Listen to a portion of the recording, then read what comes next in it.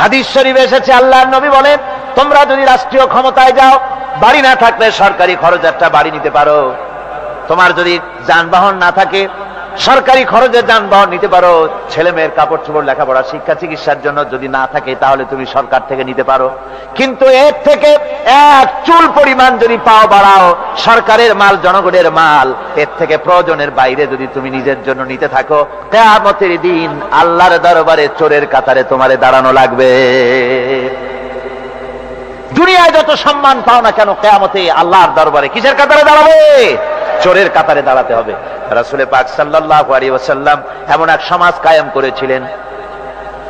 আমার হতাশাগ্রস্ত ছাত্ররা, যেসব ছাত্ররা সমাজতন্ত্র তোমরা করো, যারা সমাজতন্ত্র করতে হতাশাগ্রস্ত হয়েছে, এখন যাব কোথায় বলে হতাশ হয়ে গিয়েছো তোমরা, আমরা তোমাদেরকে দাওয়াত দেই, কোরআনের মাহফিল থেকে দাওয়াত দেই, ফিরে আসো। হতাশ হওয়ার কোনো কারণ নাই। লেনিন মরার, ও মরে গেছে। কার্ল মার্কস মরার, মরে গেছে, পচে গেছে, গলে গেছে, দুনিয়া থেকে শেষ হয়ে গিয়েছে। আল্লাহর নবীর নেতৃত্ব, সূর্য যতদিন উঠবে আর ডুববে, নবীজির নেতৃত্ব শেষ হবে না। ওই নেতৃত্বে আসো, রাসূলের নেতৃত্ব মেনে নাও, কোরআনের শাসন মেনে নাও, তাহলেই শান্তি পাবে তোমরা।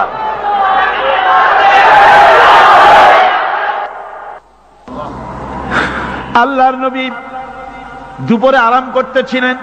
হযরত ওমর বলেন, আমি দেখতে গিয়েছিলাম রাসূলুল্লাহকে, আমি যাই সালাম দিলাম, হুজুর উঠে বসলেন। আমি দেখি খেজুরের পাতা দিয়া বুনানো দড়ি, সেই দড়ি দিয়া বুনানো খাটিয়া এখনো মক্কা মদিনায় আছে, যারা হজ করতে গেছেন দেখেছেন। ওই দড়ি দিয়া বুনানো খাটিয়া, ওর উপরে তোশক নাই, বিছানার চাদর নাই, নিজের হাত মোবারক মাথার তলে দিয়া রাসূল শুয়ে আছেন। ওমরকে দেখে হুজুর উঠে বসলেন। ওমর বলেন, আমি রাসূলের পিঠের দিকে তাকায় দেখি দড়িগুলোর দাগ কেটে আছে।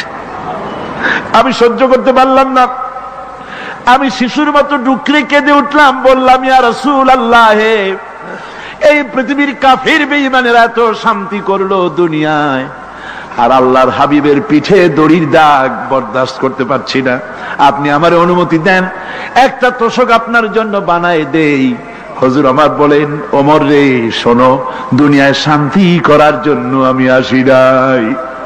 আমি যদি হুকুম করি উহুদ পাহাড় আমার জন্য সোনায় পরিণত হয়ে যা, উহুদ পাহাড়টা আমার জন্য সোনা হয়ে যেতে পারে। আমি দুনিয়ায় শান্তির জন্য আসি নাই, এসেছি মানবতার মুক্তির জন্য। পৃথিবীর মানুষগুলিকে বাঁচাতে এসেছি, সাদা কালো মানুষের ব্যবধান দূর করতে এসেছি। রাসূলুল্লাহ নারীর অধিকার দিলেন, সাদা কালা মানুষের ব্যবধান দূর করে দিলেন। পাহাড় সমান উঁচা সাদা কালা মানুষের অধিকারকে প্রতিষ্ঠিত করলেন, বললেন মানুষে মানুষে কোনো পার্থক্য নাই। আরবের উপরে অনারবের, অনারবের উপরে আরবের, ভাষার, সাদার উপরে কালোর, কালোর উপরে সাদার, কোন বর্ণ বৈষম্য ইত্যাদি দিয়ে মানুষের ফজিলত হয় না, মানুষের মর্যাদা বাড়ে। ইন্না আকরামাকুম ইনদাল্লাহি আতকাকুম, মানুষের মধ্যে মর্যাদা তোমাদের মধ্যে আল্লাহর কাছে তার যে ব্যক্তি তোমাদের মধ্যে আল্লাহকে বেশি ভয় করে। সুবহানাল্লাহ কোন, সুবহানাল্লাহ কোন।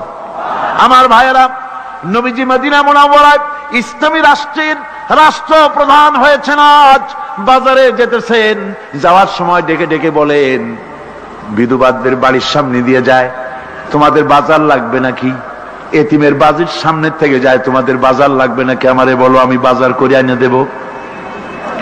নিজের পেটে খাবার নাই, দুয়ারে দুয়ারে খাবার পৌঁছে গেছে, খাবারের অভাব নাই, মানুষ খাওয়া পেয়েছে, পড়া পেয়েছে, চুরি ডাকাতি বন্ধ হয়ে গেছে। হুজুর বলেন, খায়রুল কুরুনে কারনি, সর্বশ্রেষ্ঠ যুগ আমার যুগ। সুদ বন্ধ হয়ে গেল। রাসূলুল্লাহ বললেন, সুদ আর চলবে না, হারাম। সুদ বন্ধ হয়ে গেল। হুজুর ব্যাংক চালু করে দিলেন। ব্যাংকের নাম হলো বাইতুল মাল। কি নাম হলো? এই ব্যাংক যেদিন রাসূলুল্লাহ উদ্বোধন করেন, আল্লাহর নবী বাইতুল মাল ব্যাংক উদ্বোধনের দিনে যে বক্তৃতা করলেন, বুখারীতে সেই বক্তৃতা লেখা হয়ে গেল। আল্লাহর নবী বলেন, মান তারাকা দায়নান আও দিয়ান ফালাইয়া, আমার এই রাষ্ট্রের ভিতরে কোন মানুষ যদি ঋণগ্রস্ত অবস্থায় মারা যায় আর ঋণ পরিশোধ করার মতো অর্থ যদি তার কাছে না থাকে, তাহলে তার ঋণ পরিশোধের দায়িত্ব, তার বিধবা স্ত্রী আর তার এতিম বাল বাচ্চার সব দায়িত্ব আমি মুহাম্মদ সাল্লাল্লাহু আলাইহি ওয়াসাল্লাম আমার কাঁধের উপরে উঠাইয়া নিলাম। এমন সুন্দর রাষ্ট্র চালু হয়ে গেছে, মানুষ খাবার পেয়েছে, পড়ার পেয়েছে। বুড়োরা যাদের কাজ নাই, বুড়ো মানুষ কাজ করতে পারে না, তারা বসে বসে খাবারের ব্যবস্থা হয়ে গেছে। যুবকদের চাকরি হয়ে গেছে, বেকার কেউ আর বেকার নাই, সব কাজে ব্যস্ত হয়ে গেছে, মানুষের কাছে কাজ মিলেছে। কৃষক তাদের উৎপাদিত পণ্যের সঠিক মূল্য পাচ্ছে, শ্রমিক শ্রমের মর্যাদা পাচ্ছে, শ্রমিক মর্যাদা পাচ্ছে।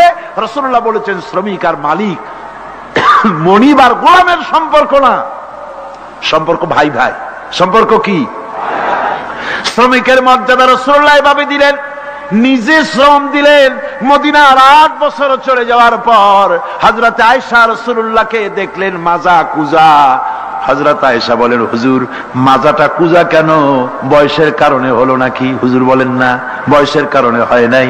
এই মদিনার চতুর্দিকে কাফির বেঈমানেরা যখন মদিনাকে আক্রমণ করেছিল, আমি তখন মদিনার চতুর্দিকে খন্দক পরিখা খনন করেছিলাম, 3 মাইল লম্বা, 15 ফিট গভীর, 30 ফিট চওড়া। সাহাবীরা মাটি কেটেছে, আমি মাটি বহন করেছি, আবার আমি মাটি কেটেছি, সাহাবীরা মাটি কেটেছে। মাটি কেটে আর মাটির ঝুড়ি বহন করে করে কোমরে যে বেদনা হয়েছিল, আজ পর্যন্ত সেই বেদনা সেরে যায় নাই। এই হলো আমার রাসূল, এ হলো বিশ্ব নবী। এ কি নবী? সিল্লা এখন কি নবী?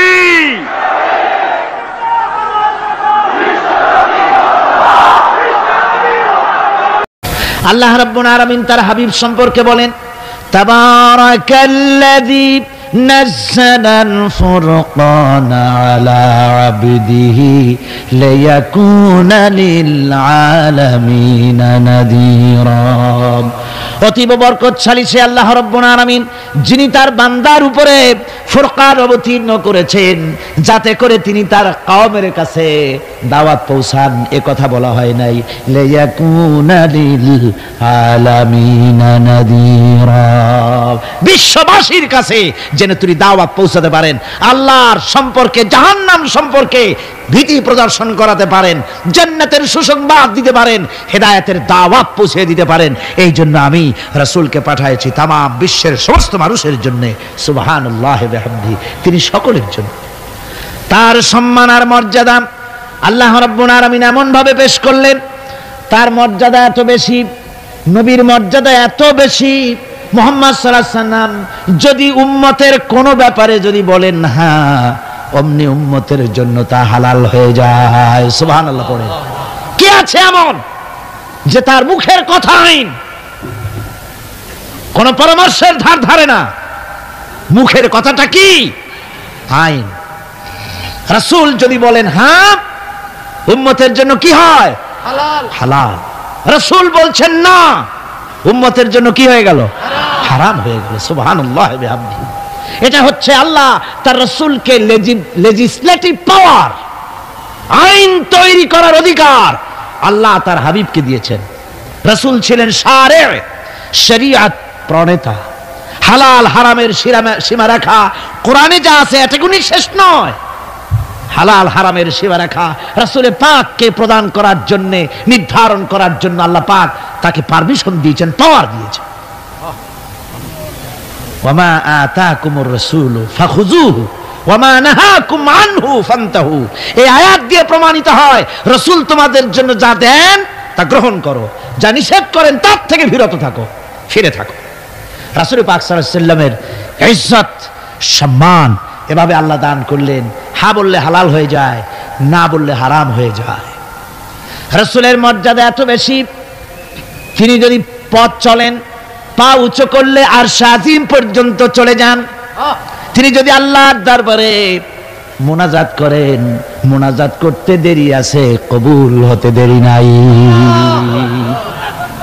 হাত তোলা লাগে না, হাত তোলা লাগে না। আমরা যে হাত তুলে মোনাজাত করি, রাসূল সাল্লাল্লাহু আলাইহি ওয়াসাল্লাম হাত তুলেছেন, আবার অনেক সময় হাত তোলেননি।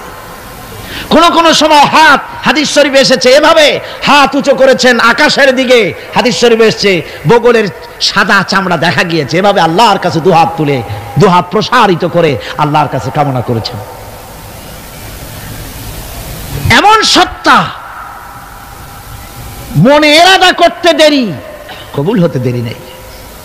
হাদিস শরীফে এসেছে, হযরত আবু হুরায়রা রাদিয়াল্লাহু তাআলা আনহু একবার রাসূল করিম সাল্লাল্লাহু আলাইহি ওয়াসাল্লামের দরবারে কাঁদতেছিলেন। হুজুর জিজ্ঞেস করলেন, আবু হুরায়রা তুমি কাঁদো কেন? হুজুর হযরত আবু হুরায়রা বলেন, হুজুর আমার মা আমাকে মেরেছে, আমি সেই জন্য কাঁদতেছি।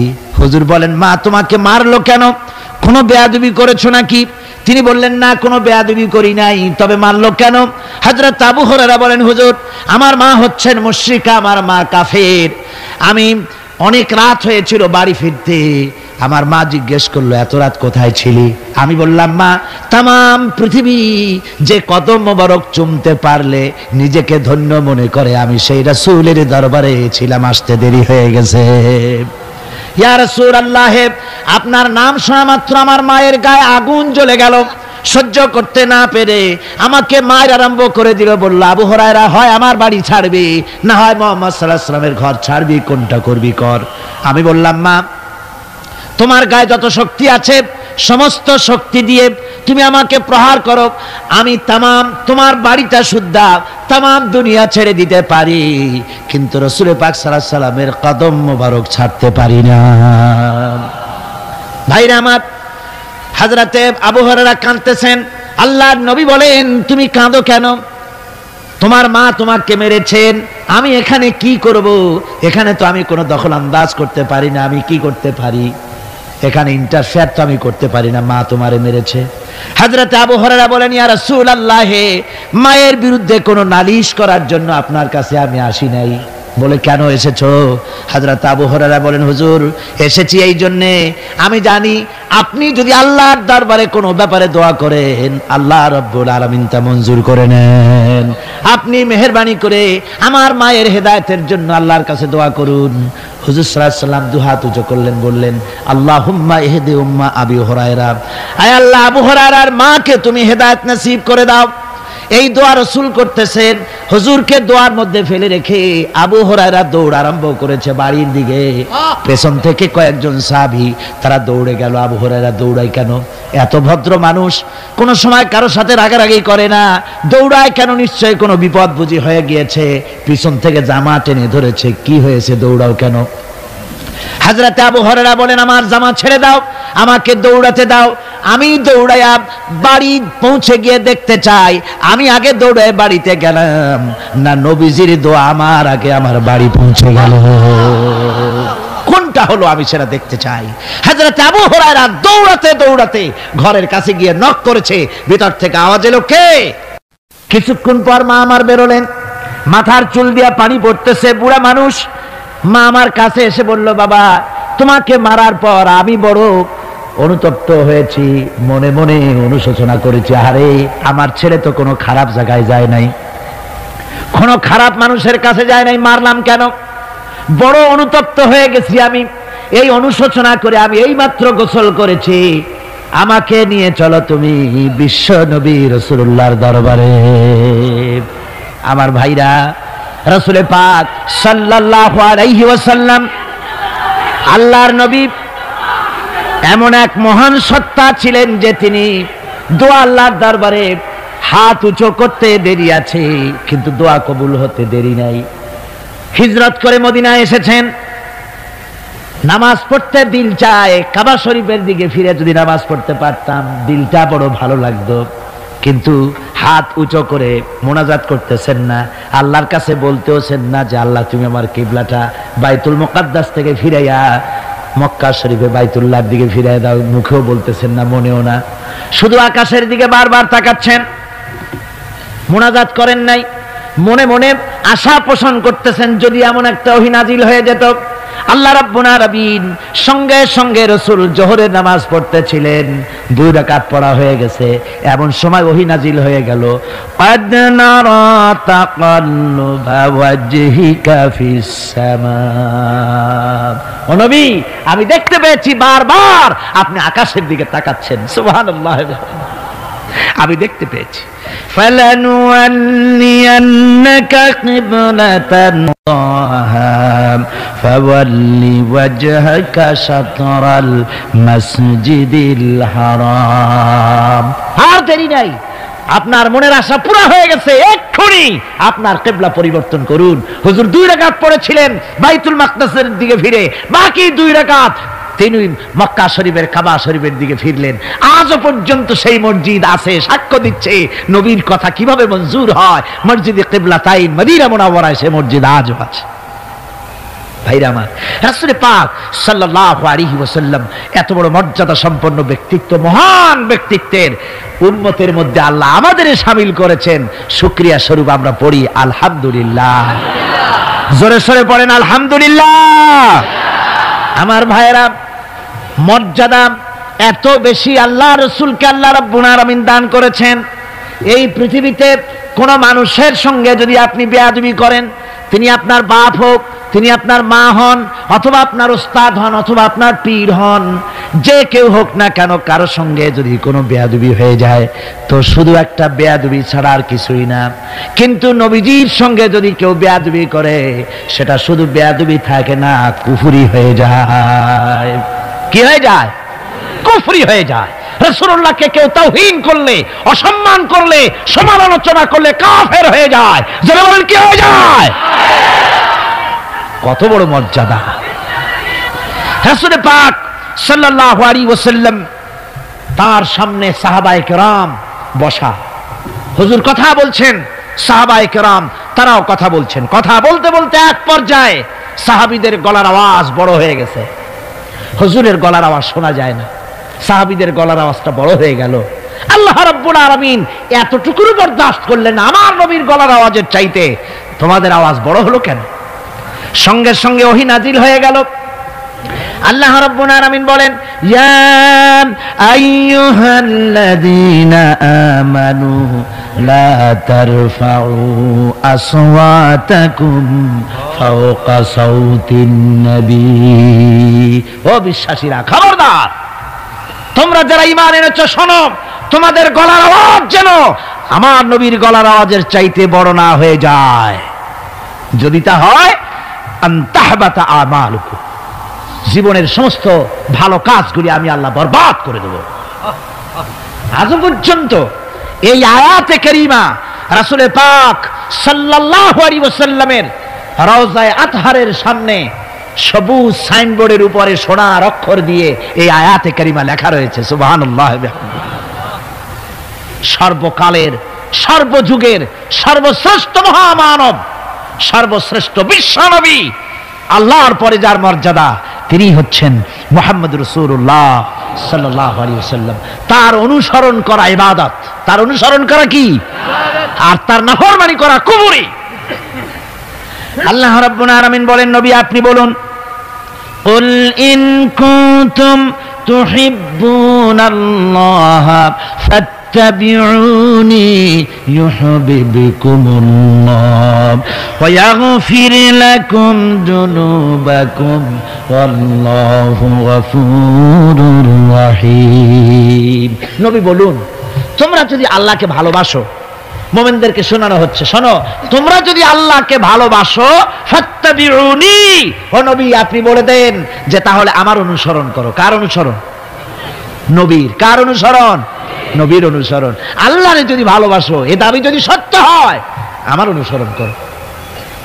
আর আমার অনুসরণ যদি করো, আল্লাহ পাক বলেন, নবী শুনায় দেন, আপনার অনুসরণ যারা করবে আল্লাহ তাদেরকে ভালোবাসবেন। আর শুধুই ভালোবাসবেন না, তামাম জিন্দেগির সকল গুনাহ খাতা রব্বুল আলামিন মাফ করে দিবেন। জীবনের সব গুনাহ মাফ হয়ে যাবে যদি হুজুরের অনুসরণ করা যায়। বিশ্বকবি, কবি সম্রাট আল্লামা ইকবাল রহমাতুল্লাহ আলাইহি বলেছেন, কি মোহাম্মদ সে वफा तूने तू हम तेरे हैं, ये जहां चीज ही क्या लोहो कलम तेरे हैं। মুহাম্মদ সাল্লাল্লাহু আলাইহি ওয়াসাল্লামের সঙ্গে মোহাব্বত জুড়ে দাও, আকাশ আর জমিন তো দূরের কথা, লৌহ কলম পর্যন্ত আমি আল্লাহ তোমার জন্য করে দেব। তুমি মুহাম্মদের হয়ে যাও সাল্লাল্লাহু আলাইহি ওয়াসাল্লাম, তার অনুসরণ করো, তার অনুকরণ করো জীবনের সব ক্ষেত্রে। ভাইরা আমার, তিনি হচ্ছেন আদর্শ। ভালো করে শুনুন, এই পৃথিবীতে কোন পীর সাহেব, কোন খাজা বাবা, কোন মাওলানা সাহেব, কার অন্ধ অনুকরণ করা যাবে না। যাবে চোখ বুঝে, চোখ বুঝে, বিনা প্রশ্নে, বিনা তর্কে যার অনুসরণ করতে হবে তিনি হচ্ছেন মুহাম্মদ রাসূলুল্লাহ সাল্লাল্লাহু আলাইহি ওয়াসাল্লাম। বিনা প্রশ্নে। কোন পীর সাহেব বললেন সকালবেলায় 10,000 বার আল্লাহু আল্লাহু করো, আল্লাহ আল্লাহ আসতে হু জোরে, অথবা লা ইলাহা ইল্লাল্লাহ 500 বার জিকির করো, লা ইলাহা আসতে ইল্লাল্লাহ জোরে। আর ইল্লাল্লাহ কোন কোন মুরিদরা তো এত জোরে করে তাতে কলব থাকলেও পারে গেলেও পারে। আপনি ওই পীর সাহেবের কথা মতো এই জিকির করবেন, আপনাকে দেখতে হবে রাসূল পাক সাল্লাল্লাহু আলাইহি ওয়াসাল্লাম এইরকম জিকির করেছেন কিনা। ঠিক কিনা বল? সাহাবায়ে কেরাম রিদওয়ানুল্লাহি তাআলা আলাইহিম আজমাইন তারা এরকম জিকির করেছেন কিনা। যদি রাসূল এরকম জিকির করে থাকেন, সাহাবায়ে কেরাম এরকম জিকির করে থাকেন, অবশ্যই সেই জিকির আমরা করব। ঠিক কিনা? অন্ধভাবে কাউকে গ্রহণ করব না। কেউ পাগড়ি বাঁধলো, পেছনটা 6 হাত লম্বা রাখলো, আমার পীর সাহেব, সেই জন্য আমি বুঝি আমিও 6 হাতের জায়গায় বরকতের জন্য 12 হাত একেবারে লম্বা করে টানতে টানতে আসবে রাস্তার উপর, এরকম করব না। জামাটা কেমন হবে, মোষটা কেমনে কাটবো, দাড়িটা কিভাবে রাখবো, টুপিটা কিভাবে লাগাবো, খানা কিভাবে খাবো, তারপরে কিভাবে কি করব আর না করব, সবটার মানদণ্ড হচ্ছেন কে? উসওয়ায়ে হাসানা। লাকাদ কানা লাকুম ফি রাসূলিল্লাহি উসওয়াতুন হাসানা। গ্রহণযোগ্য একমাত্র মহত্তম আদর্শ হচ্ছে তোমাদের রাসূল। তাকে দিয়ে গ্রহণ করতে হবে। পায়ের নখটা কেমনে কাটবে, মাথার চুলটা কেমনে কাটবে, আদর্শ হচ্ছেন মুহাম্মদ রাসূলুল্লাহ সাল্লাল্লাহু আলাইহি ওয়াসাল্লাম। ওই রাসূলের অনুসরণ অনুকরণ করে কোন পীর সাহেব, কোন মাওলানা সাহেব যদি বলে, তাহলে তাকে অনুসরণ করা যাবে। তবে মিলায়ে দেখতে হবে যে কথা ঠিক আছে কিনা, উনি যা বলছেন, উনি যা করছেন ওইটা ঠিক আছে কিনা। তা না হলে ধোকায় পড়ে যেতে হবে। কিসে পড়তে হবে? ধোকায় পড়ে যেতে হবে। আজকাল তো নানান রকম বাইর হয়েছে, বুঝলেন না? নামের আগে সৃষ্টি লাগায় দেয়। ওই যে ঢাকার কাছে এক জায়গায় একটা সদরদ্দি সৃষ্টি হইল, তারপরে তাকে উঠায় দেওয়ার জন্য কত সংগ্রাম হলো, কত মানুষ মরলো। আপনারা পত্রিকা পড়েন নাই? সে বলেছে রোজা না রাখলে চলবে, ইফতার আসরের সময় করলে হবে, আর রোজার দিন দুপুরের সময় চিড়ে টিড়ে খাইলে অসুবিধা নেই, বুঝলেন? যশোরে গেলাম, সেখানে শুনলাম সেই পাকিস্তান আমলে এক পীর নাকি আসছিল, এসে বলে গেছে ভাই আসল পর্দা মনের পর্দা, এর থেকে বাইরের কোনো পর্দা না, লোক দেখা না পর্দাটা করে লাভ কি, আসল পর্দা মনের পর্দা।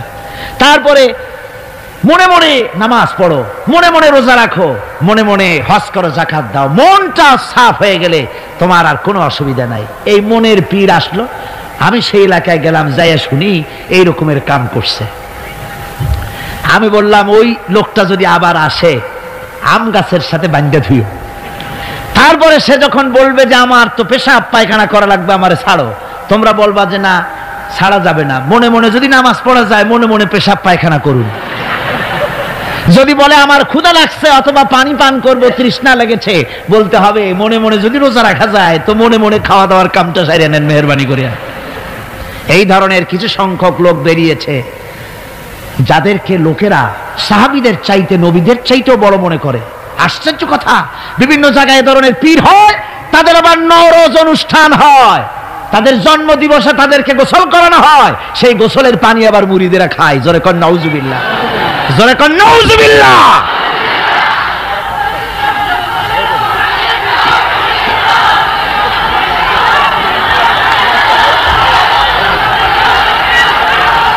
আমার ভাইয়েরা, পীর সাহেবের গোসল করা পানির ভিতরে মুসলমানদের জন্য কোনো বরকত নাই। আছে কোনো বরকত? প্রশ্নে ওঠে না। তার শরীরের কত জায়গা ধুইয়া পানি পড়তেছে, আর সেইটা মুরিদরা খায়। লজ্জা নাই, শরম নাই, ঘৃণা পর্যন্ত নাই।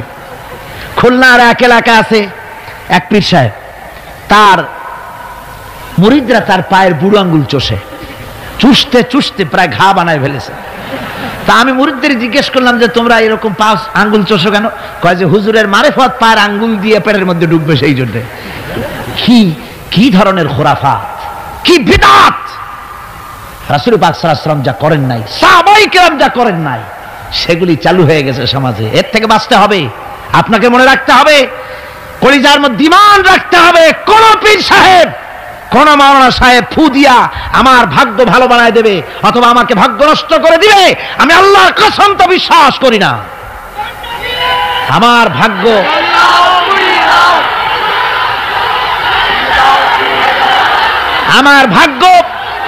আমার তাকদীর ভালো বা খারাপ এ সবটা হতে পারে আল্লাহর পক্ষ থেকে। কার পক্ষ থেকে? জোরে বলেন, কার পক্ষ থেকে? আল্লাহর পক্ষ থেকে হতে পারে। সুতরাং আজকে আমাদের দেশে বহুত নকল পেরিয়ে গেছে। পীর মুরিদি একসময় খুব ভালো ছিল, কিন্তু যে জিনিস যত ভালো তার নকল বেরোয় তত তাড়াতাড়ি। তবে আলহামদুলিল্লাহ, এখনো আলহামদুলিল্লাহ কিছু হাক্কানি পীর এখনো আছে যারা সমাজের কাজ করেন, যারা ওইভাবে কদম বুঝি নেওয়ার জন্য পা আগ বাড়ায় দেয় না। কথা বুঝতে পেরেছেন? মানুষকে সর্বনাশ করে না, বরং তাদের ইলম আছে, ইলমের দ্বারা মানুষের কাছে হেদায়েতের কথা শোনায়, সমাজ গঠনমূলক কাজ করে, আল্লাহর কোরআন প্রচার করে। এ ধরনের লোক আছে, তবে এদের সংখ্যা কম। ঠিক কিনা কম? এদের সংখ্যা কম। এরা বিভিন্ন জায়গায় মাজার তৈরি করেছে, মাজারাত তৈরি করেছে, একটা দুইটা মাজারে না, বহুত মাজার, গাড়ি বাস সব থামাইয়া তারপরে তাদের কাছ থেকে, মানুষের কাছ থেকে পয়সা কালেকশন করা হয়। ঠিক কিনা? এই যে পয়সা কালেকশন করা হলো, আমি জিজ্ঞেস করি, এই টাকাগুলো যে কালেকশন করা হলো, দেওয়া হলো, এই টাকা দিয়ে কবরে যে শোয়া আছে, ওই টাকা দিয়ে তিনি কি কোনো ফায়দা পান? টাকা দরকার কার? জীবিত মানুষের না মরা মানুষের? তো কমন সেন্স নাই কেন মুসলমানের? যিনি ইন্তেকাল করেছেন, মাটির মধ্যে শুয়ে আছেন, তারে টাকা দেই কেন? উনি কি এই কমলার সিজনে কমলা কিনে খাবেন? তো টাকাটা কেন দেওয়া হয়? এই আপনার টাকা দিয়া এই মাজারকে যারা পাহারা দেয় তারা অনেক বড় লোক হয়ে গেছে। ঠিক কিনা? আবার অনেক মাজার আছে যে মাজারে কেডা শোয়া তা মাজারের পাহারাদারও জানে না। এরকম আমি নিজেও দেখেছি। জিজ্ঞেস করেছি যে কবর কার, কত তা তো জানি না। একজন আল্লাহর মাহবুব বান্দা শুয়ে আছে এখানে। কে সেই মাহবুব বান্দা? নাম টাম জানি না, স্বপ্নের মধ্যে দেখলাম আল্লাহর এক অলির কবর এখানে, সেই জন্য গম্বুজ বানাই দিছি।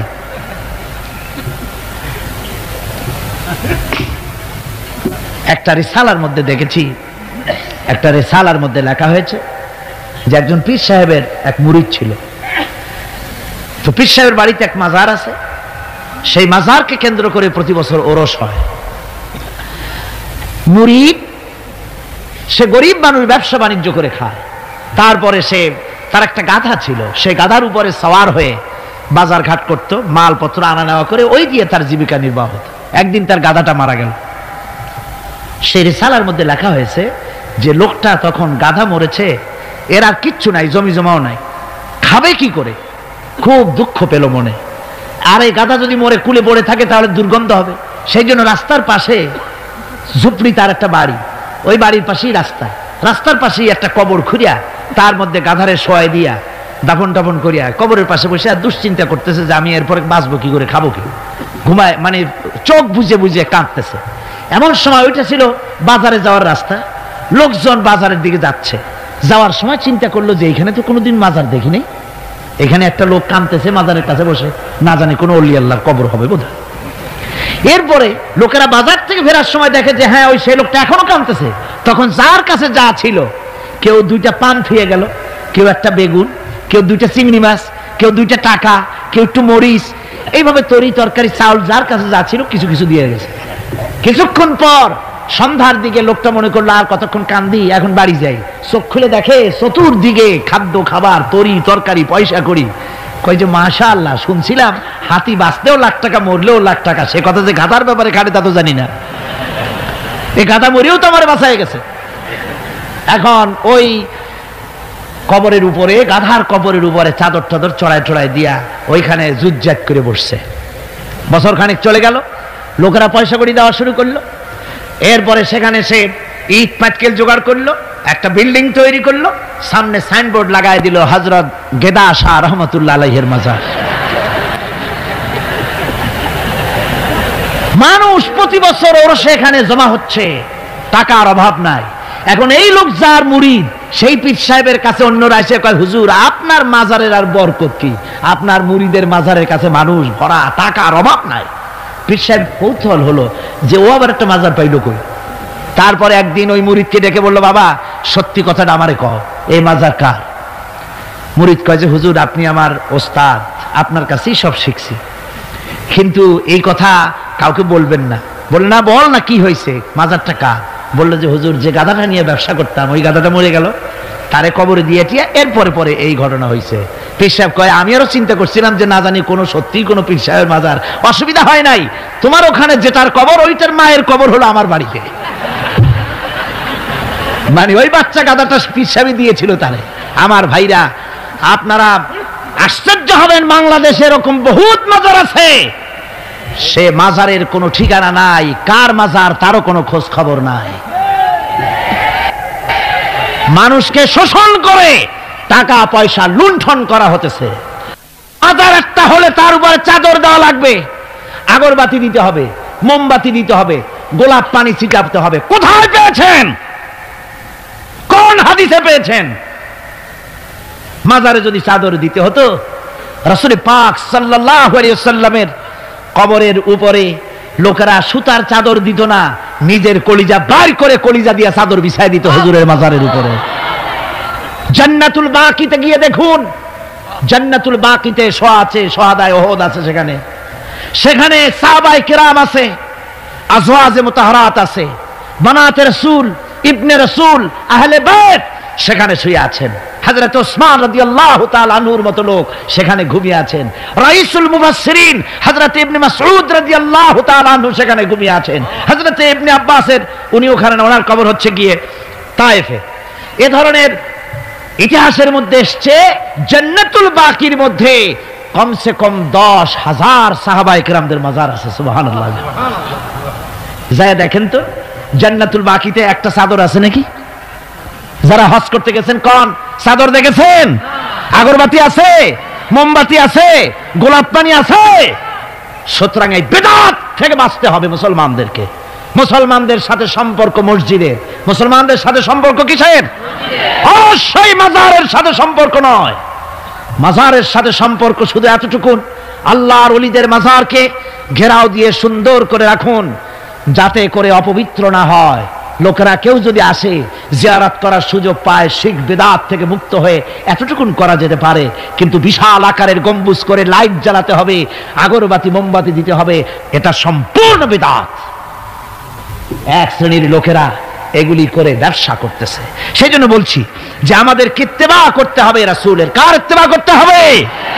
যারা রাসূল করেন নাই, যা সাহাবায়ে কেরাম করেন নাই, তা আমরা করতে পারি না। এই জন্য আমার মুসলমান ভাইয়েরা, আল্লাহর প্রতি ঈমান, রাসূলের প্রতি ঈমান, ঈমানের অর্থ হলো আল্লাহর নবীর যে কথাগুলি তিনি বলে গিয়েছেন তার ওসওয়াকে ধরে রাখা, রাসূলের আদর্শ দিয়ে পায়ের নখকাটা থেকে শুরু করে মাথার চুল পর্যন্ত গ্রহণ করতে হবে।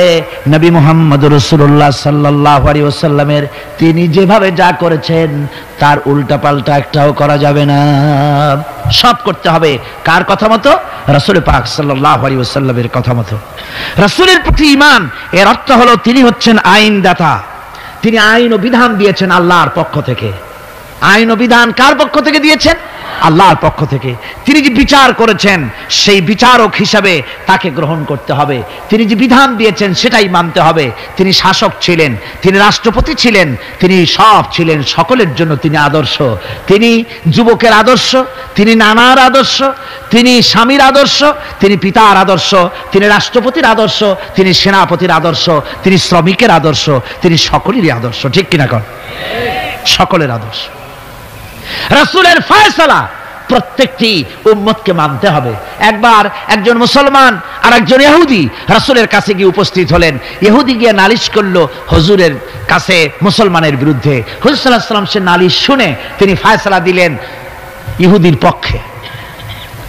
মুসলমান ব্যক্তি অসন্তুষ্ট হয়ে গেল। তিনি চলে গেলেন হযরত ওমরের কাছে, গিয়ে বললেন, ভাই ওমর, একটা জিনিসের বিচারের সানি করার জন্য আপনার কাছে এসেছি। কি সানি? বলে যে মুহাম্মদ সাল্লাল্লাহু আলাইহি ওয়াসাল্লামের কাছে গিয়েছিলাম, তিনি এই বিচারটা করলেন, আমি মুসলমান, নামাজ পড়ি, চাঁদা দিই, জিহাদে যাই, আর আমার পক্ষে রায় না দিয়ে রায় দিলেন তিনি ইহুদির পক্ষে। আপনি মেহেরবানি করে বিচারের সানিটা করে দেন। হযরত ওমর বলছেন, অবশ্যই আমি সানি করব, বসো। হযরত ওমর ঘরে চলে গেলেন, ঘরের ভিতর থেকে একটা তরবারি নিয়ে এলেন।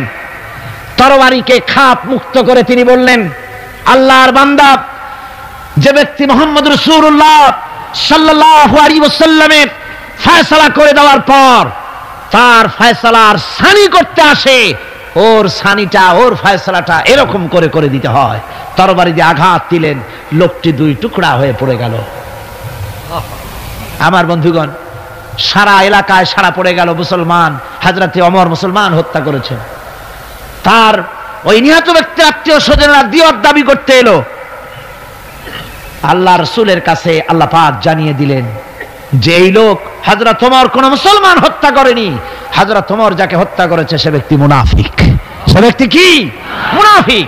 অর্থাৎ হে রাসূল, আপনি ফয়সালা দেওয়ার পর সেই ফয়সালা যে মানে না, দ্বিধাদ্বন্দ্বে ভোগে, ওই ফয়সালা গ্রহণ করতে রাজি হয় না, সে মুমিন নয়, মুসলমান হিসেবে দাবি করতে পারে না, তার জমিনে বেঁচে থাকার অধিকারও সে হারিয়ে ফেলে।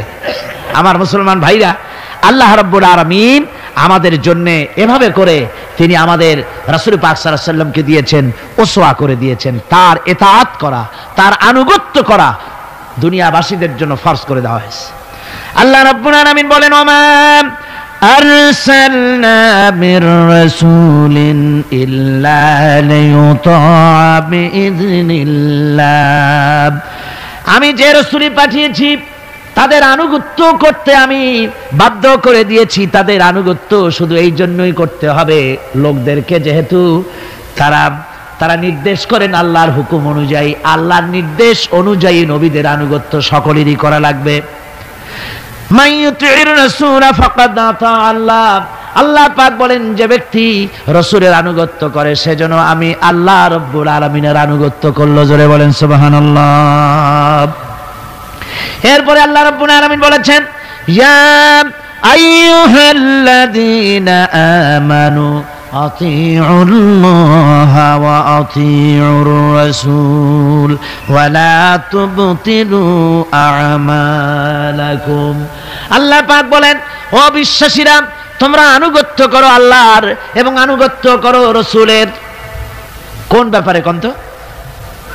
আনুগত্য যে আল্লাহ করতে বললেন আল্লাহর এবং রাসূলের, কোন ব্যাপারে আনুগত্য? সমস্ত ব্যাপারে, জীবনের সকল অঙ্গনে আনুগত্য করতে হবে। কার? আমি দেখতে পাচ্ছি মাঝখান থেকে দুই একজন লোক হাঁটেন, আমি কিন্তু আগেই নিষেধ করেছি এই বেয়াদবি আল্লাহর হস্তে কেউ করবেন না। আপনার হাঁটার কারণে অন্য লোকেদের শোনার মধ্যে ডিস্টার্ব হয়, এই বেয়াদবি কেউ করবেন না। ভাইরা আমার, আল্লাহ এবং রাসূলের আনুগত্য করতে হবে জীবনের সকল ক্ষেত্রে। রাসূল পাক সাল্লাল্লাহু আলাইহি ওয়াসাল্লাম শুধু নামাজের কথা বলেছেন, শুধু রোজার কথা বলেছেন, হজ আর যাকাতের কথা বলেছেন, আর কিছু বলেন নাই নাকি? বলেছেন কিনা? রাসূলুল্লাহ রাজনীতি করেছেন কিনা? রাসূলুল্লাহ প্রেসিডেন্ট ছিলেন কিনা? যুদ্ধ করেছেন কিনা?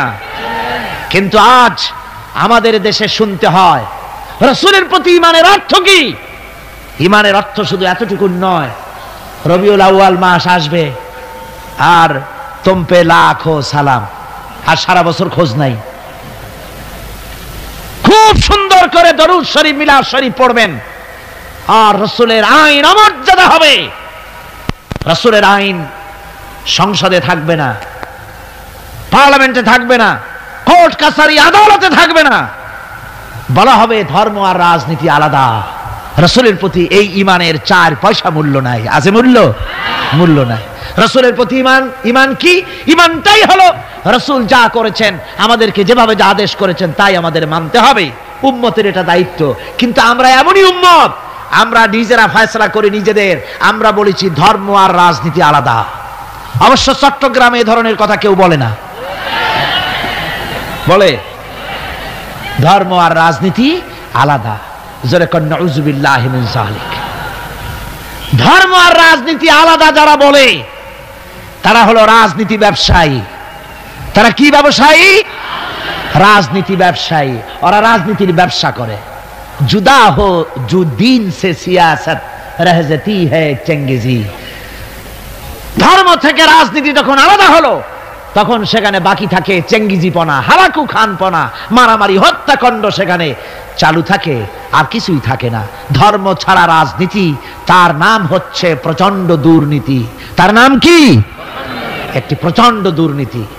এক শ্রেণীর লোকেরা আজ বলছে যে ধর্ম আর রাজনীতি আলাদা। ধর্ম কোথায়? তাদের কথা হলো ধর্ম হলো পবিত্র জিনিস, ওই পবিত্র জিনিস থাকবে মসজিদে, পবিত্র জিনিস থাকবে মাদ্রাসায় আর খানকার ভেতরে।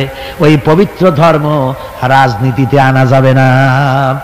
ধর্মের প্রতি তাদের মহব্বত খুব, ধর্ম খুব পবিত্র। আল্লাহকে যেন বলা হচ্ছে, আল্লাহ আর হে রাসূল, তোমরা দুজনা মসজিদ আর মাদ্রাসায় থাকো, আমাদের জীবনের বিস্তীর্ণ অঙ্গনে তোমাদের প্রতি 144 92 ক ধারা 144 ধারা জারি করে দিলাম। আমাদের জীবনের বিস্তীর্ণ অঙ্গনে তোমরা আইসো না, তোর মসজিদে থাকো, মাদ্রাসায় থাকো, আমরা সুযোগ পাইলে তোমার একটা সেজদা দিয়ে আসবো গিয়া। আর আল্লাহ তোমার একটা সেজদা পাওয়ার জন্য দারুণ ভাবে কাঙ্গাল হয়ে আছে না? নাউযুবিল্লাহি মিন যালিক। যারা বলে ধর্ম আর রাজনীতি আলাদা, তারা সুস্পষ্ট মুনাফিক। যারা বলেন তারা কি? আল্লাহ পাক পরিষ্কার বলেছেন, ইনিল হুকুমু ইল্লা লিল্লাহ আমারা আল্লাহ তা'বুদু ইল্লা ইয়্যাহু যালিকাদ দীনুল কাইয়্যিম। আল্লাহ পাক বলেন, আল্লাহ ছাড়া কারো নির্দেশ মানা যাবে না। সেই আল্লাহ পাকই তোমাদের নির্দেশ করেছেন, আল্লাহর দাসত্ব কবুল করো, তারই গোলামি করো, তিনি ছাড়া কারো গোলামি করো না। এটাই হলো সঠিক পথ, এটাই হলো সঠিক জীবন ব্যবস্থা। জীবনের সকল ক্ষেত্রে গোলামি হবে আল্লাহর, জীবনের সব ক্ষেত্রে গোলামি হবে কার? চিল্লায় বলুন, কার গোলামি হবে? তার কারণ আল্লাহ পাক বলেছেন, আলা লাহুল খালকু ওয়াল আমর, সৃষ্টি যার, আইন চলবে তার। বলুন তো দেখি, এই মানুষের স্রষ্টাকে সন্দেহ আছে? সন্দেহ না থাকলে তা জোর করে বলতে আপত্তি কি? সমস্ত মানুষ, তাওহীদি জনতা একযোগে বলুন, এই পৃথিবীর সমস্ত মানুষের স্রষ্টাকে?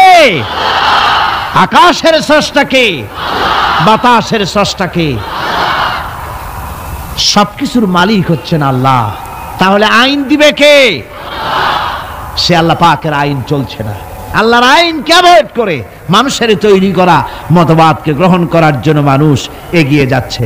আসলে মানব রচিত মতবাদে পৃথিবীর মানুষের জন্য কোনো শান্তি কোনোদিন আসে নাই, আসতে পারেও না। তার কারণ হচ্ছে মানুষের জ্ঞান হলো সীমাবদ্ধ। মানুষের জ্ঞান কি? সীমাবদ্ধ। সীমাবদ্ধ জ্ঞান দিয়ে মানুষের জন্য কোনো স্থায়ী, কোনো সুন্দর শান্তির পরিকল্পনা দেওয়া সম্ভব নয়। যদি সম্ভব হতো শান্তির পরিকল্পনা দেওয়া, তাহলে সেই রাশিয়ার বুকে সমাজতন্ত্র চলল 72 বছর, কই সেখানে তো শান্তি দিতে পারলো না। সেই জায়গার মানুষেরাই এটার বিরোধিতা করলো, ঠিক কিনা? না, আমার দেশের লোকেরা গিয়া মিছিল করছিল সমাজতন্ত্রের বিরুদ্ধে। রাশিয়া কারা মিছিল করেছে? ওরা নিজেরাই করেছে, ওরা নিজেরাই করেছে এর বিরোধিতা। মানুষ তার নিজস্ব মস্তিষ্ক দিয়ে স্থায়ী কোনো পরিকল্পনা দিতে পারে না, যার জন্যে সংবিধান যখনই তৈরি হয় তারপরের থেকেই শুরু হয় অ্যামেন্ডমেন্ট, নতুন নতুন সংযোজন, পরিবর্তন। এক এক সরকার আসে, তখন সপ্তম সংশোধনী, নবম সংশোধনী, দ্বাদশ সংশোধনী, সংশোধনীর আর অভাব থাকে না। এক একজনে আসে, একটাকে ভালো মনে করে, আর একজনে এসে সেটাকে উল্টায় পাল্টাইয়া খারাপ মনে করে সেটাকে ভাইয়ে চুরে দেয়। একজনে বলল যে দেশে ক্ষমতাকে বিকেন্দ্রীকরণ, ডিসেন্ট্রালাইজেশন করলে জাতির উন্নতি হবে, সুতরাং উপজেলা করলো উপজেলা। আর এক সরকার এলো, বলল যে না, এটা উপজেলা না, এটা হচ্ছে উপজালা, সুতরাং এটাকে বন্ধ করো। একজনে ভালো মনে করে আর একজনে খারাপ মনে করে। এভাবে করে শাসনতন্ত্রের ভিতরে বারবার পরিবর্তন আনাতে হয়। বলুন, আল্লাহর কোরআনের মধ্যে এই দীর্ঘ 1500 বছরের মধ্যে কোন পরিবর্তনের প্রয়োজন হয়েছে? জোরে বলেন হয়েছে? বিজ্ঞানের চরম উৎকর্ষের দিনে, বিজ্ঞানের উন্নতির দিনে, আজ বিজ্ঞান দর্শন সবকিছুর চরম উন্নতির দিনে আজও একথা প্রমাণিত হয়নি যে কোরআনে কারীমের অমুক আয়াতটি আজকের জন্য প্রযোজ্য নয়, অমুক কথাটি আজকের জন্য এই বিজ্ঞানের যুগে চলতে পারে না, এটা মধ্যযুগীয় অশিক্ষায় কুশিক্ষায় জর্জরিত যুগে চলতে পারে, আজকের যুগে চলতে পারে না, সুতরাং এটা বন্ধ করে দাও। এরকম কথা কেউ বলতে পেরেছে? হ্যাঁ, কিছু লোকেরা বলে কোরআনে কারীম বহু পুরানা, এই পুরানা কিতাব দিয়ে বর্তমান যুগ চলে না, এরকম বলে এক শ্রেণীর লোকেরা। এরা কারা?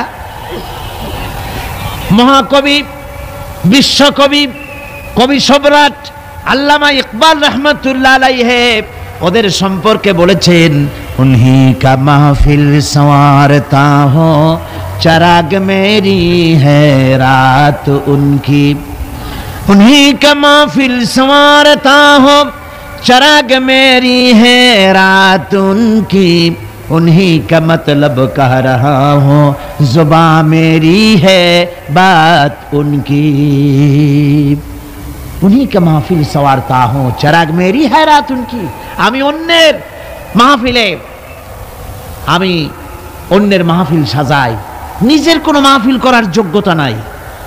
আমি অন্যের রাত্রে চেরাগ জ্বালাই, আমার নিজের কোনো রাত নাই। আমি অন্যের মতলব বলি নিজের মুখ দিয়া, আমার নিজের কোনো কথা নাই, অন্যের কথা আমার জিহ্বা দিয়া বলি। অর্থাৎ এই সমস্ত লোক যারা বলে কোরআন বর্তমান যুগে চলতে পারে না, মধ্যযুগীয়, এই লোকগুলি, এই কথাগুলি তাদের নিজেদের নয়। যেমন জেনের রুগীরা যে কথা বলে সে কথা জেনের নয়, সে কথা রুগীর নয়, কথা জেনের। ওই রকম করে এই সব কথা যারা বলে তাদের মাথার উপরে ভর করেছে কে? রাশিয়া। তাদের মস্তকের মধ্যে ভর করেছে পেন্টাগন, তাদের মস্তিষ্কে ভর করেছে শান্তিনিকেতন, দিল্লি, মস্কো, পিকিং। এই সমস্ত মাথার উপরে ভর করে ওদের মুখ থেকে কথা বেরোয়।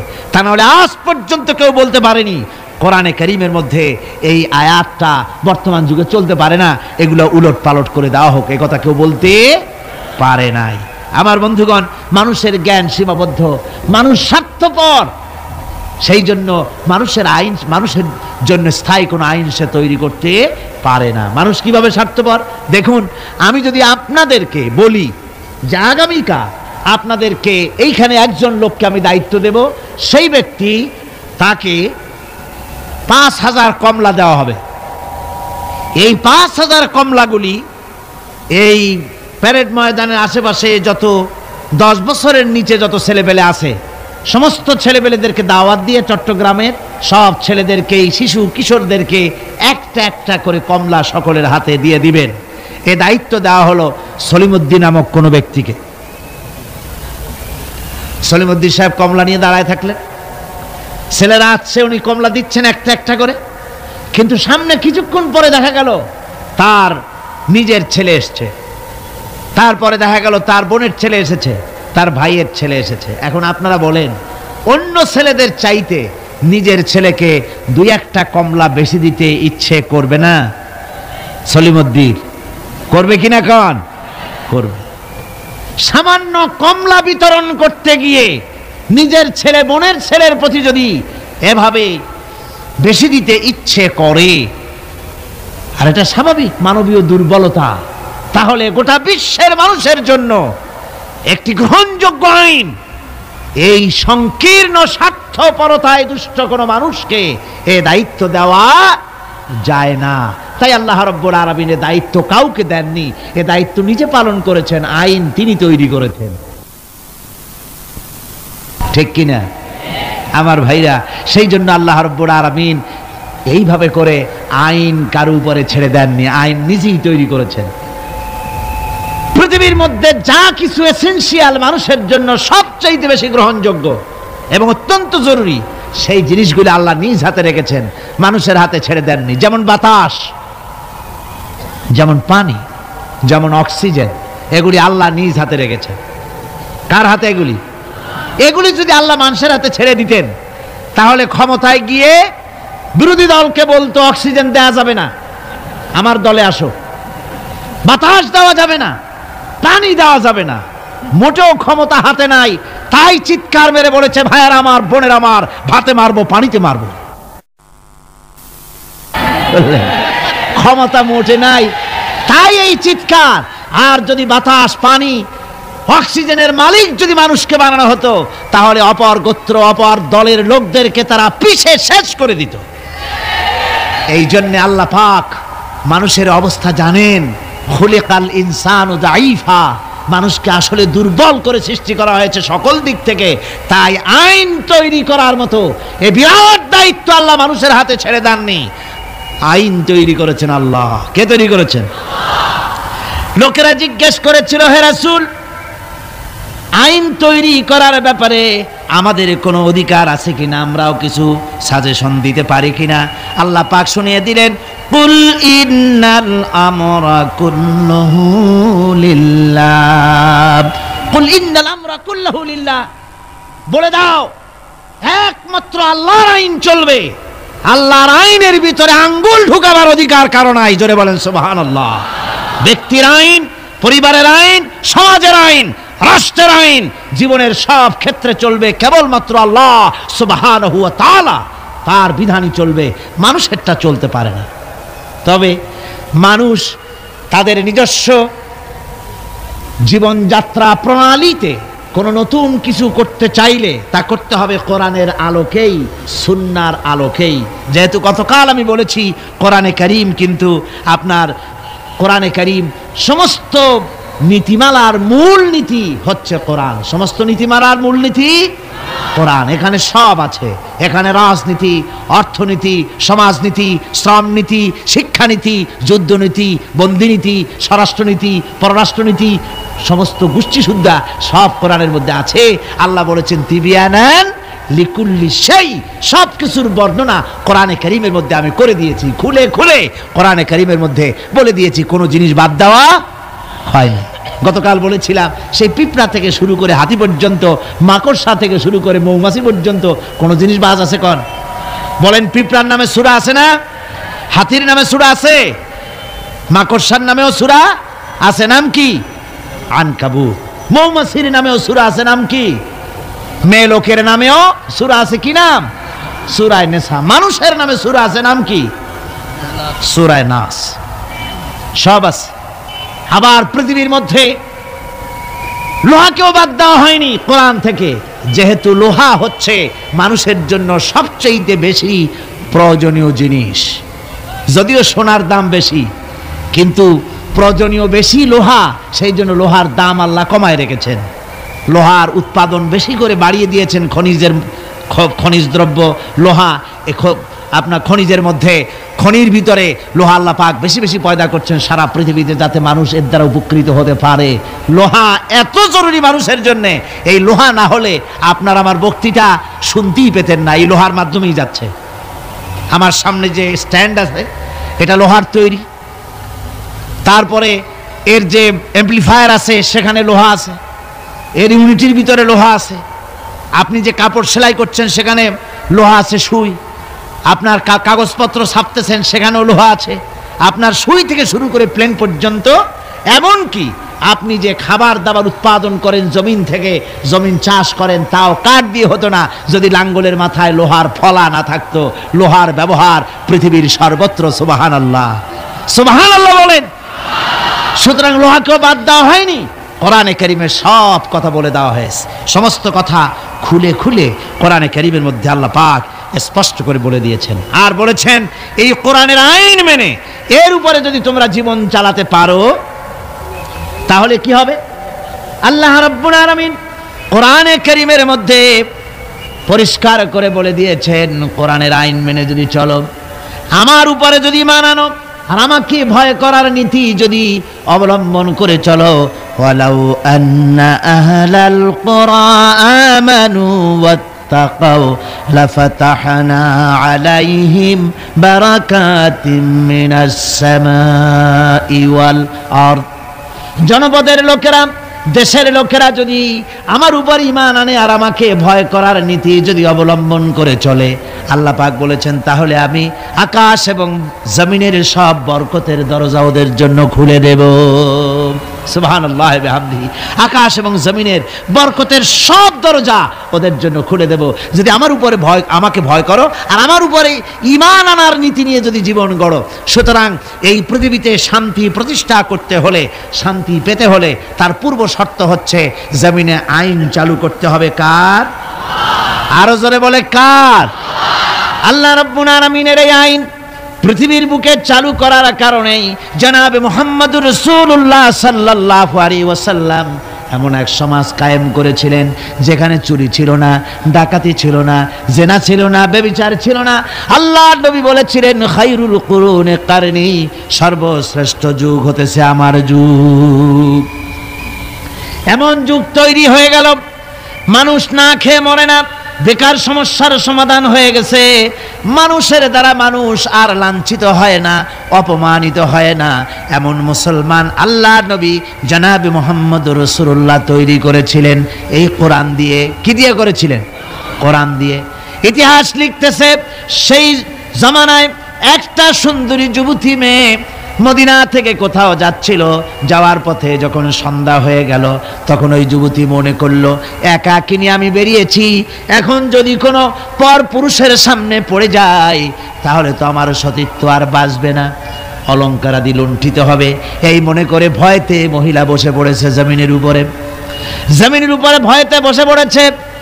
দেখা গেল যুবক ছেলেটি তার দিকে এগিয়ে আসতেছে। যুবক এবার যুবতীর কাছে এসেছে, ময়দানে আর কোনো মানুষ নাই। যুবক ছেলেটি যুবতীর দিকে তাকিয়ে বলে, মা আমাকে দিয়ে তোমার কোনো ক্ষতি হবে না, তুমি কোথায় যাবে আমাকে বলো, আমি নিরাপদে পাহারা দিয়ে তোমাকে তোমার গন্তব্যে পৌঁছে দেব। আমার পরিচয় শোনো, আমি মুসলমান। সুবহানাল্লাহ ওয়া বিহামদিহি। রাসূলুল্লাহ এরকম মুসলমান তৈরি করেছিলেন। সুবহানাল্লাহ বলেন। এইরকম মুসলমান তৈরি করেছিলেন জনাবে মুহাম্মদ রাসূলুল্লাহ সাল্লাল্লাহু আলাইহি ওয়াসাল্লাম। এভাবে মুসলমান তৈরি করেছেন যেই মুসলমানদের কোনো মানুষের কোনো ভয় ছিল না, সমাজে চুরি ডাকাতি জেনা ব্যভিচার সব বন্ধ হয়ে গিয়েছিল। রসুলের সেনাবাহিনী কেমন ছিল জানেন? রাসূলুল্লাহ কোরআন দিয়ে এমন সেনাবাহিনী তৈরি করেছিলেন, সিরিয়া দখল হলো মুসলমানদের হাতে।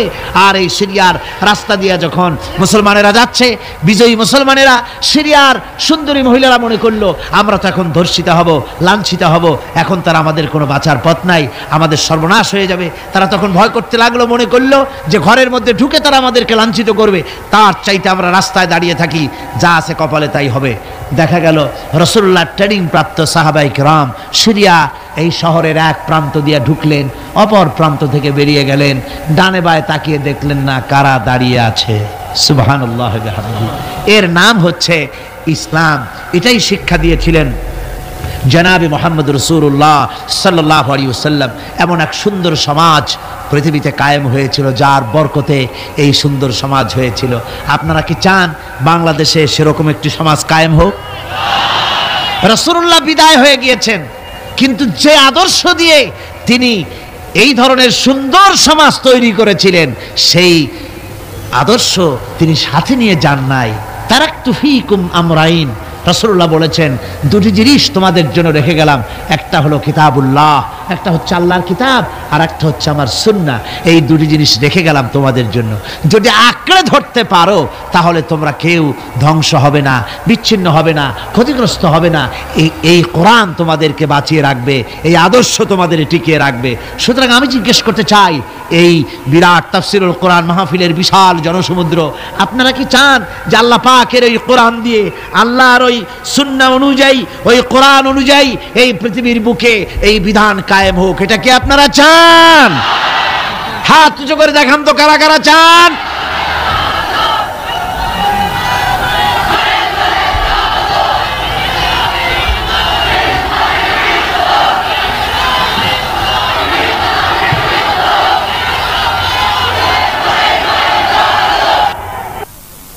সুতরাং কোরআনে কারীমের আজকের যে জায়গা থেকে আমি আলোচনা করতেছিলাম সেখানে পরিষ্কার কথা বলে দেওয়া হয়েছে যে পৃথিবীতে নবী আগমন এজন্য শুধু নয় যে আপনাদেরকে আমাদেরকে শুধুমাত্র মাত্র কিছু জামা কাপড় আর কিছু সুন্নতের কিছু ট্রেনিং তিনি দিবেন, এতটুকু নয়। নবীর আগমন ঘটেছে, একেবারে মাথার চুল হাতের নখ কাটা থেকে শুরু করে রাষ্ট্র পরিচালনা পর্যন্ত সব শিখাবেন নবী। সব কে শিখাবেন? নবী শিখাই দিবেন সবকিছু, কোনো কিছু বাদ থাকবে না। আর মানুষের তৈরি করা মতবাদ প্রতিষ্ঠিত থাকবে না, প্রতিষ্ঠিত হবে আল্লাহর আইন। প্রতিষ্ঠিত হবে কার আইন? আল্লাহ রাব্বুল আলামিন বলছেন, হুয়াল্লাযী আরসালা রাসূলাহু বিল হুদা ওয়া দীনিল হক লিইয়ুযহিরাহু আলা দীনি কুল্লি। রাসূল প্রেরণের উদ্দেশ্য সব রকমের মানুষের তৈরি করা মতবাদের উপরে ইসলামকে তিনি বিজয়ী করে দেবেন। নবী বিদায় হয়ে গেছেন, আল্লাহর নবী, তিনি এই আদর্শ তাকে যে কারণে পাঠানো হয়েছিল সেই কারণে তিনি সফল হয়েছিলেন কিনা বলুন? কি বলেন, সফল কিনা? পরিপূর্ণ সফল। মুহাম্মদ সাল্লাল্লাহু আলাইহি সাল্লাম রাষ্ট্র পরিচালনা করেছেন, নিজে প্রেসিডেন্ট হয়েছেন, রাষ্ট্র পরিচালনা করে ইসলামী রাষ্ট্র গঠন করে তারা প্রেসিডেন্ট হয়ে রাষ্ট্র পরিচালনা করে দুনিয়ার মানুষকে তিনি দেখায় গেছেন। সুবহানাল্লাহ ওয়া বিহামদিহি। রাসূল বিদায়ের পরে এই দায়িত্ব কাদের এখন? মুসলমানদের। জোরে বলেন, এই দায়িত্ব কাদের? এই দায়িত্ব আজ মুসলমানদের। আমরা কি সে দায়িত্ব পালন করছি? না, পরিপূর্ণরূপে সে দায়িত্ব আমরা পালন করছি না। আমরা দায় সারা গোছের কাজ করে যাচ্ছি, আমরা দায় সারা গোছের কাজ করে যাচ্ছি। আমরা দুনিয়ার সকল মতবাদের সাথে সম্পর্ক রাখি, ইসলামের সাথেও রেখে গতকাল যে আলোচনা করেছিলাম, খানিকটা মুনাফিকি আচরণ করে যাচ্ছি। কথা ঠিক কিনা? খানিকটা মুনাফিকি আচরণ করে যাচ্ছি। আমাদেরকে স্পষ্টভাবে ইসলামের ময়দানে আসতে হবে। আজকে বলেন আপনারা, আমার দেশের কোর্ট কাছারিতে আল্লাহ বলছেন আমার দ্বীন প্রতিষ্ঠা হবে, আমার দেওয়া জীবন ব্যবস্থা প্রতিষ্ঠিত হবে সকল মতবাদের উপরে। তাহলে বলেন, আমাদের কোর্ট কাছারিতে যে বিচার হয়, ফায়সালা হয়, তা কি এই কোরআন অনুযায়ী হয়? আমার দেশের চোরের শাস্তি কি কোরআন অনুযায়ী হয়? জেনাকারের শাস্তি কি কোরআন অনুযায়ী হয়? মদখোরের শাস্তি, ডাকাতের শাস্তি, হত্যাকারীর শাস্তি কি কোরআন অনুযায়ী হয়? হয় না। আমার দেশের বিচার ফায়সালা, আমার দেশের আইন ও কানুন, আমাদের দেশের শিক্ষা ভবন, আমাদের দেশের সেক্রেটারিয়েট, আমাদের দেশের বঙ্গভবন, আমাদের দেশের কলেজ, ইউনিভার্সিটি, অফিস, আদালত, কল কারখানা, কোথাও কোরআনের পূর্ণাঙ্গ আইন মেনে চালানো হয় না। এরপরেও যদি আমরা নিজেদেরকে খাঁটি মুসলমান বলে দাবি করি, হ্যাঁ করতে পারি, মুখ যখন আছে করতে পারি, কিন্তু আল্লাহর কাছে খাঁটি মুসলমান হিসেবে বিবেচিত হব কিনা চিন্তা করার যথেষ্ট অবকাশ রয়েছে। ঠিক কিনা কর? ভেবে দেখতে হবে, ভেবে দেখতে হবে। সাহাবায়ে কেরাম কেন মার খেলেন? কেন মার খেলেন আল্লাহর পয়গম্বরেরা? চিন্তা করার কারণ আছে।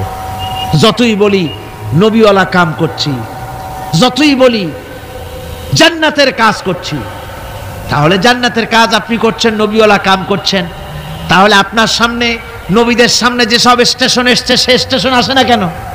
আপনি যাবেন চট্টগ্রাম থেকে ঢাকা যাওয়ার জন্য ট্রেনের টিকিট করেছেন, টিকিট করে ট্রেনে উঠেছেন, স্টেশন আসা উচিত ঢাকার দিকে, আখাউড়া, তারপরে কি বলে লাকসাম, কুমিল্লা, ফেনী, এই স্টেশন যদি আসে তাহলে বোঝা যাবে ট্রেন কোথায় যাচ্ছে, ঢাকার দিকে। কিন্তু টিকিট করেছেন ঢাকার, উঠেছেন ট্রেনে, এবার স্টেশন আসতেছে শ্রীমঙ্গল, স্টেশন আসছে কুলাউড়া, স্টেশন আসতেছে ফেঞ্চুগঞ্জ, তাহলে কি বুঝতে হবে কোথায় যায়? একেবারে উল্টা, সিলেটের দিকে ট্রেন চালু হয়ে গেছে।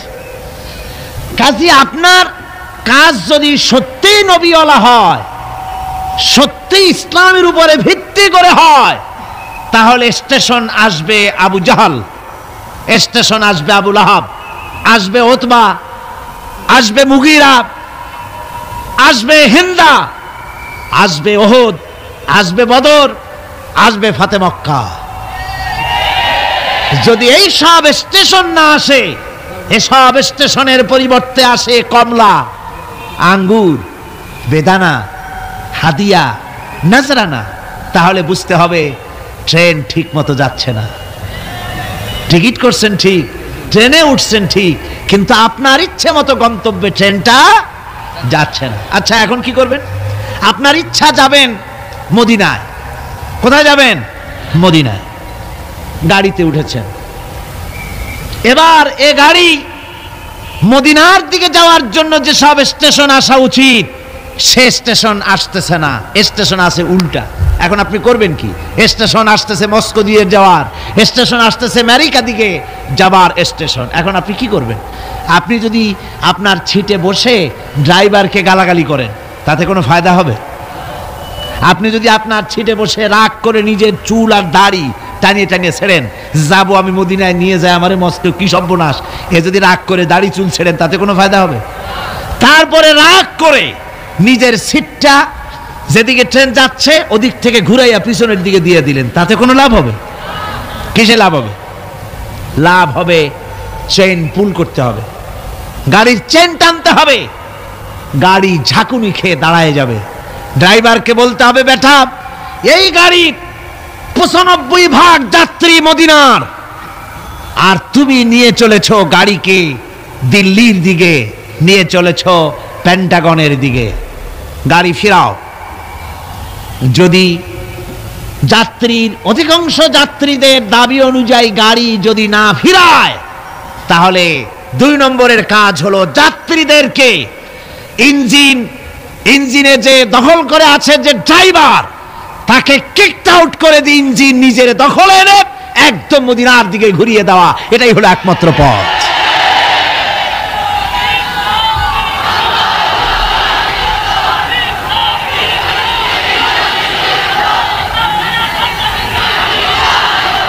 সুতরাং আজকের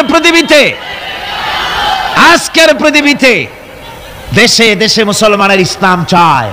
আমাদের দেশের শতকরা 95% মুসলমান, অথচ দেশের সরকার দেশকে আল্লাহর বিধান কোরআন অনুযায়ী না চালিয়ে কখনো বা ভারতকে খুশি করতে চান, কখনো বা আমেরিকাকে, কখনো বা ব্রিটেন ফ্রান্সকে খুশি করার জন্য অগ্রসর হচ্ছেন।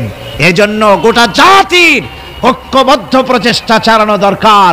যে জন্য নবীরা এসেছেন সেই উদ্দেশ্যে নিজেকে প্রস্তুত করা। কথা বুঝতে পেরেছেন? নিজেদেরকে প্রস্তুত করতে হবে। অনুরোধ বিনুরোধে কাজ হবে না। গতকাল বললাম, একটা নাস্তিক কমিউনিস্টের প্রচার করা উঠান নামক নাটকটি, যেটা রয়েছে সম্পূর্ণ ইসলাম বিদ্বেষী, কোরআন বিদ্বেষী, ওই নাটক প্রচার করলে সরকারকে আমরা মনে করব মুনাফিকির রোগে পেয়েছে। বলছিলাম কাজ, আজকে খবর পেলাম, আমাকে একজন বলেছেন আজকে রাতেই নাকি সেই বন্ধ করা নাটক আবার চালু হয়েছে। তাহলে কি বুঝলাম? আমরা বুঝতে বাধ্য হলাম এ সরকার নিজে চলে না, ভারত চালায়। সরকার আজ ভারতের গোলামে পরিণত হওয়ার প্রচেষ্টা চালাচ্ছে। এর অবস্থা শুভ হবে না জাতির জন্য। এ অবস্থা শুভ হবে বলুন? আদৌ শুভ হবে না। সরকারকে বলতে চাই, কোরআনের মাহফিল থেকে সরকারকে জানাতে চাই, ভারতের চাইতে আল্লাহরে বেশি ভয় করুন।